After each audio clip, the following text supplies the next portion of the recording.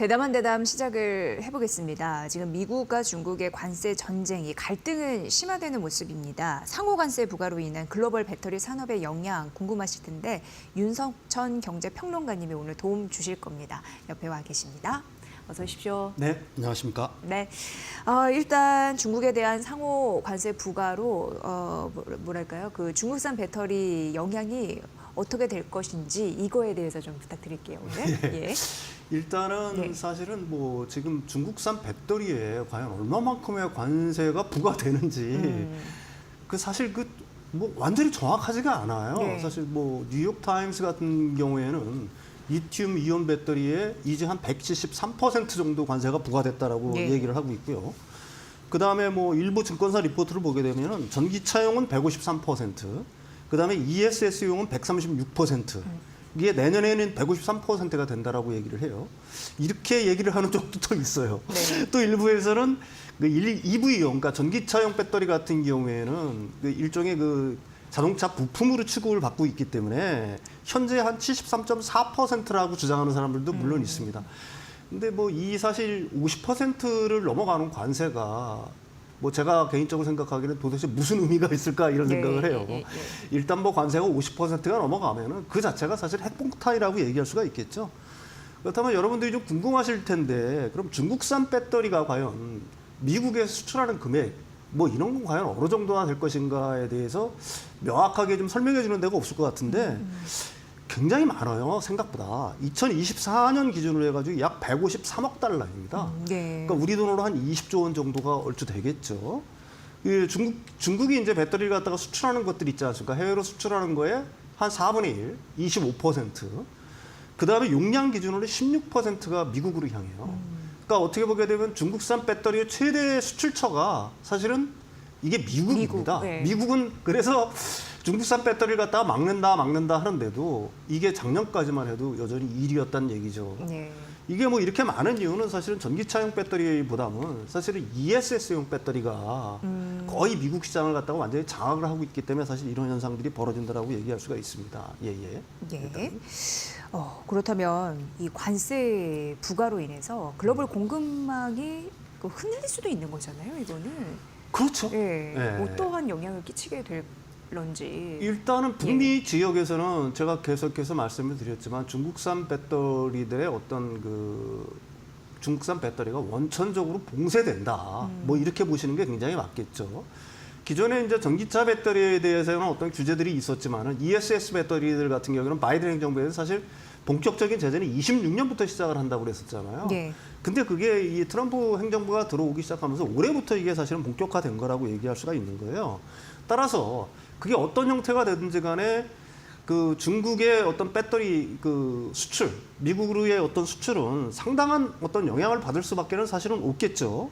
그러니까 이 관세를 부과하게 되면은 지금 이 정도의 어떤 관세를 막고서는 사실은 뭐 가격 경쟁력이라든지 경쟁력 측면에서 거의 완전히 경쟁력을 갖다가 상실한다고 봐야 될 것 같습니다. 그러니까 이들 물량은 그럼 어디로 가겠느냐? 단기적으로는 사실 뭐 배터리를 생산하는 것들은 딱 한정이 돼 있지 않습니까? 중국을 제외하게 되면 한국하고 일본인데 결국은 한국과 일본의 그 어떤 수혜가 갈 수밖에 없다. 특히 뭐 일본 같은 경우에는 이제 파나소닉이 있긴 하지만은 캐파 증설에 대해서 굉장히 좀 보수적인 입장을 취해왔었기 때문에 예. 그 상당 부분의 배터리 같은 경우에는 한국산으로 대체될 가능성이 굉장히 높다라고 봐야 되는 거고요. 그럼 반사이익이 톡톡히 받을 가능성이. 네, 그렇죠. 특히 이제 ESS 배터리 같은 경우가 예. 이제 사실은 그 지금 아까도 말씀드렸듯이 중국산 배터리가 미국으로 들어오는 것 중에 그 대부분이 사실은 ESS 배터리이기 때문에 사실 한국산 배터리가 중국에 대한 어떤 관세를 갖다 높임으로 인해서 어떻게 보면 반사 효과를 보려고 하게 되면은 네. ESS 배터리 분야를 갖다가 잠식을 해야 되잖아요. 예. 근데 문제는 뭐냐면은 아직도 한국이 사실 ESS 배터리 분야에서는 특히 LFP ESS 배터리죠. 어떤 대응 능력이 아직까지 완전히 마련되지를 않았어요. 딱 됐었으면 좋았을 텐데. 그렇죠. 바로 먹게. 그러니까 LG 네. 에너지 솔루션 같은 경우가 이제 미시간 공장에서 이제 다음 달부터 생산을 시작을 하는 거예요. 일단 중국 난징 공장을 일단 됐고요. 근데 중국 난징 공장에서 미국으로는 못 들어가잖아요. 네. 중국산이라고 취급을 받을 테니까. 결국은 미시간 공장에서 이제 해결을 해야 되는데 아직도 그 캐파에 이제 어느 정도 제한이 있다는 얘기가 될 수밖에 없는 거죠. 그렇지만은 언젠가는 그게 이제 올해부터 시작을 해가지고 내년 정도가 되기 시작하게 되면은 중국산 ESS 배터리를 갖다가 완전히 잠식을 할 거다. 특히 뭐 ESS 배터리가 사실은 뭐 LF 배터리로만 ESS 배터리를 갖다가 만드는 거 아니지 않습니까? ESS 장치를 만드는 게 아니잖아요.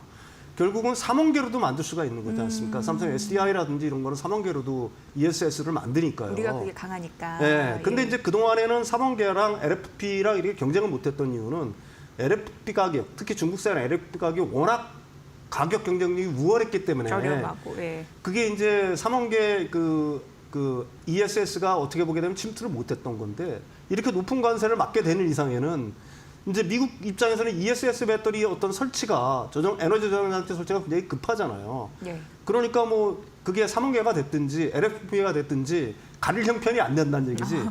그러니까 제가 생각하기에는 그 LFP 쪽이 아니라 3원계 쪽 그 ESS 장치들도 충분히 앞으로 가능성이 열려 있다.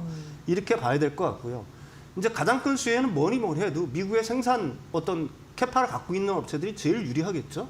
그 중에 이제 제일 유리한 업체는 뭐 골라보라고 한다면 이제 LG 엔솔이 될 수밖에 없겠죠. 역시 대장주가. 예, 예. 그게 이제 100기가와트 정도를 갖다가 이미 생산 능력을 갖다가 확보를 하고 있고 미시간 공장 같은 경우에 일본을 LFP 라인으로 전환을 했기 때문에 다음 달부터는 이제 LFP 배터리를 갖다 본격적으로 생산하니까 중국산을 대체하는 어떤 최선봉 그다음에 이제 네. 가장 큰 어떤 혜택을 제일 먼저 받는 게 우리나라 배터리 업체 그 중에서도 LG 엔솔이 가능성이 굉장히 높다 이렇게 말씀드릴 수가 있을 것 네. 같아요. 그러니까 이제 미국이 중국을 배제하면서 그 배제한 만큼 또 우리나라의 반사 이익을 거둘 가능성이 있는데 LFP 다 먹지 못하더라도 3원계로 또 공략할 수 있고. 아니, 당연히 그렇죠. 예. 예, 이제 가격 경쟁력에서 어느 정도 비슷해지거나 우위에 네. 설 수 있는 게 이제 마련이 됐기 때문에 예. 예. 급한 건 미국이 될 것이지 네네네. 우리가 좀 먹을 게 있겠다라는 네. 말씀을 해주셨고요. 사실 상호관세를 본격적으로 부과하기 전부터도 중국산 수입품에 대해서는 뭐 일정 부분 빼가는 흐름들이 있었잖아요. 네, 그렇습니다. 막는 흐름들이 있었잖아요. 예, 예. 예. 근데 이제 중국산 배터리 같은 경우가 이게 전기차용 배터리입니다. 여기는 ESS는 빼고 전기차용 배터리가 1, 2월 달 통계를 내봤더니 네. YOY로 전년 이제 동기 대비겠죠. 24.4%가 감소를 했다라고 그래요. 예. 그러니까 미국에 수입하는 물량 자체가. 그러니까 이게 그림이 나올지 모르겠지만은 수입액은 2억 8,900만 달러 정도가 됐는데요. 이게 그 전년 같은 기간에는 한 3억 8,300만 달러에서 24.4%가 줄어든 거거든요. 네, 예. 근데 우리가 이걸 갖다가 좀 유의 깊게 봐야 될 거는 1월 수입액은 오히려 YOY로 14.8%가 늘었어요. 근데 2월 달에 얼마가 줄었느냐? 8%가 확 주는 겁니다. 여기 그림에서 보시는 것처럼 이건 전기차용 배터리입니다. 이게 중국산이 왼쪽이죠. 3억 8,300만 달러에서 2억 8,900만 달러로 24.4%가 확 줄었어요.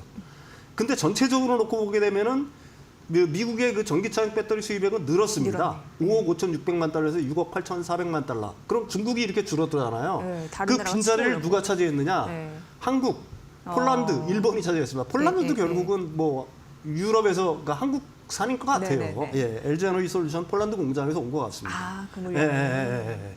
그러니까 그 중국산은 대폭 줄고 다른 나라, 특히 우리나라랑 뭐 일본산 이제 수입이 대폭 늘었다는 얘기죠. 그럼 2월 달에 이제 왜 이렇게 줄었나를 갖다가 네. 우리가 좀 분석을 해볼 필요가 있을 거 아니겠습니까? 우리가 1월 달까지만 해도 트럼프 관세 정책이 본격적으로 시행이 안 됐었어요. 그러니까 1월 달까지만 해도 중국산 그 전기차용 배터리에 대한 관세가 얼마였냐면은 원래 기본 3.4%에다가 바이든 행정부에서 25%를 부과했잖아요. 그러니까 28.4% 정도에 불과했습니다. 그 정도까지는 얘네들이 가격 경쟁이 있었던 것 같아요. 근데 트럼프 대통령이 등장을 하면서 펜타닐 관세 10%를 때렸잖아요. 예, 2월 4일 날. 예. 그래서 그게 38.4%로 관세가 확 높아진 겁니다. 예, 예. 그러면서 2월 달에 여기 이제 직격탄을 맞은 거예요. 그러니까 38.4%인데도 사실은 견디지를 못하고 그 중국산 배터리에 대한 수입액이 굉장히 줄었다는 거거든요. 근데 생각을 해보십시오. 3월, 4월에 가지고 지금 일부에서는 우리가 173%까지 얘기를 하고 있지 않습니까? 그렇다는 얘기는 3월, 4월로 갈수록 앞으로 점점 중국산 배터리의 어떤 수입은 추세적으로 급감할 거라. 뭐 이런 게 굉장히 합리적인 어떤 추산이 되겠죠. 예. 그러니까 결국은 어떤 관세 폭격을 맞고서 1월 달까지만 해도 중국산 수입품이 그래도 조금 늘어나는 양상을 보였는데 2월 달에는 굉장히 급감을 했다.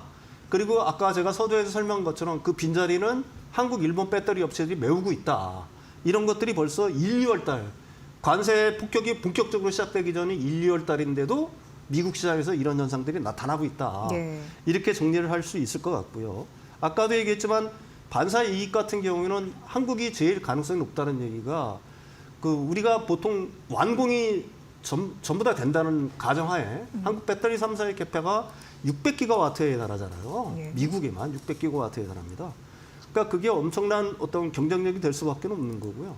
무엇보다도 그런 관세를 물고도 그게 들어오겠다라고 하게 되면은 사실은 그 중국산은 급격히 경쟁력이 일 수밖에 없는 거고요. 그럼 한국산은 여러분들이 이런 식으로 얘기를 해요. 그 자재라든지 네. 가령 뭐 양극재라든지 그 원가 상승률 그런 부분들에 대해서는 또 관세를 물지 않느냐. 미국에서 생산을 한다고 하더라도 뭐 그건 당연하겠죠. 그렇지만 그런 어떤 상호 관세 같은 걸 갖다가 막부서 설사 어떤 소재 부품들을 갖다가 미국으로 수입한다고 하더라도 중국산 배터리에 비해서는 가격 경쟁력이 앞으로도 월등할 수밖에 없다.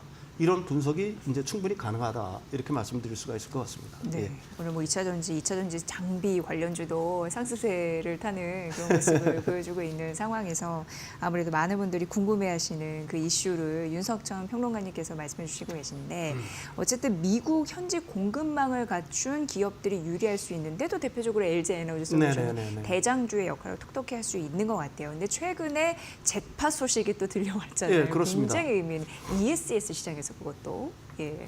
뭐 ESS 시장은 그 LG엔솔 같은 경우에는 북미 시장에서는 그 연이어서 뭐 어떻게 하게 되면 수주의 어떤 낭보들이 계속 정해졌죠. 네.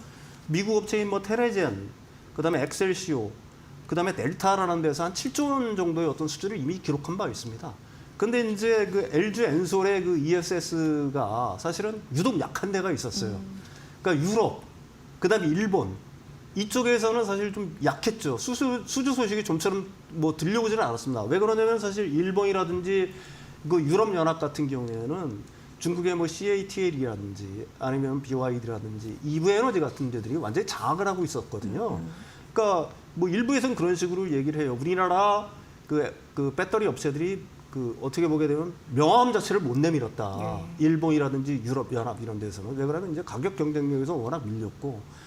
사실은 우리나라 업체들 같은 경우는 기존에 이제 3원계에서 계속 주력을 하다 보니까 LFP에 대한 어떤 전환이라든지 이런 것들이 중국보다 늦은 건 사실 아닙니까? 그런데 이제 드디어 그 중국 업체들의 어떤 텃밭이라는 일본이라든지 유럽 연합에서도 이제 수주 소식이 슬슬 들려오고 있는 겁니다. 그러니까 LG엔솔이 그 일본 업체인 그 일본 그 전자 부품 업체죠. 옴논의 연말부터 한 2기가와트.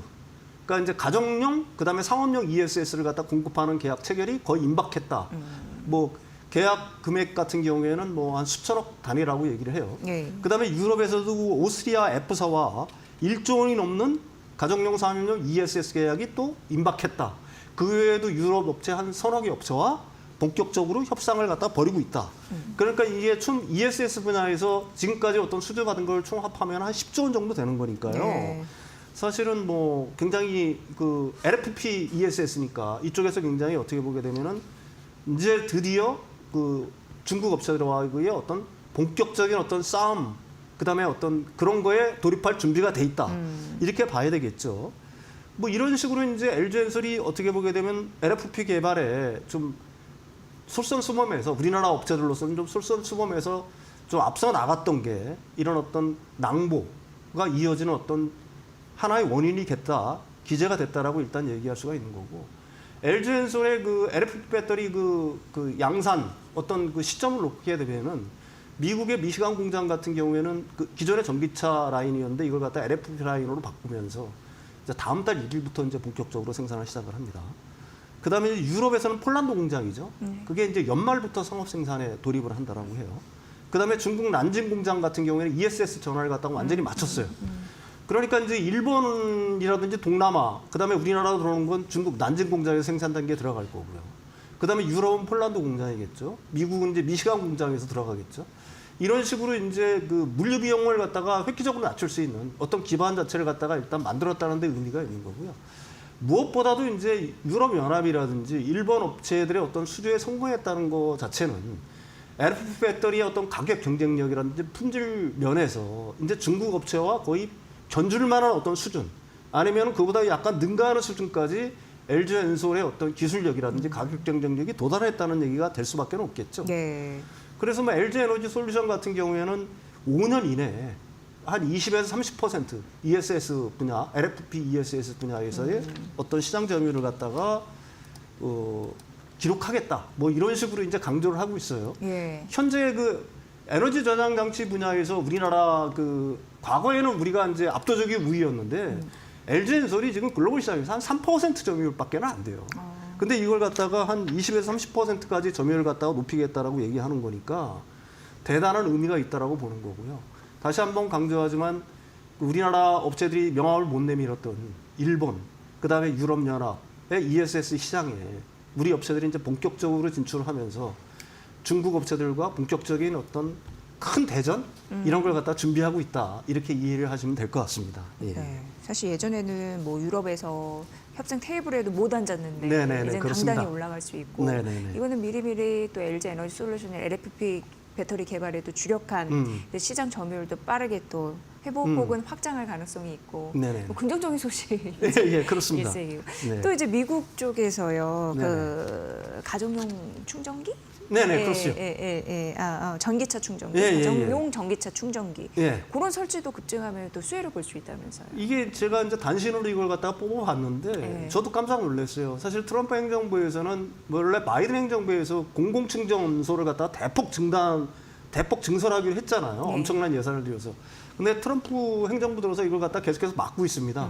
그런데도 불구하고 미국 가정에서는 전년 올 1분기입니다. 전년 동기 대비해가지고 가정용 충전기 설치 비율이 57%나 증가했대요.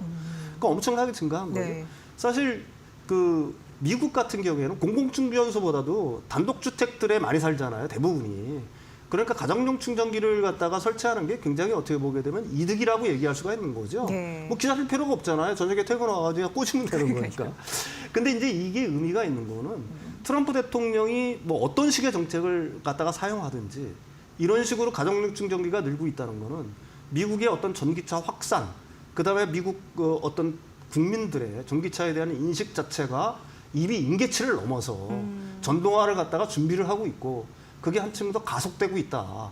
이런 걸 갖다가 보여주는 어떤 수치다, 이렇게 말씀드릴 수가 있을 것 같습니다. 네, 이걸 예. 보면은 우리 기업들 딸 거 없다, 자신감 있게 좀 나가자, 예, 이런 예, 희망으로 좀 느껴집니다. 오늘 윤석천 경제평론가와 함께 전기차 시장의 흐름 살펴봤습니다. 잘 들었습니다.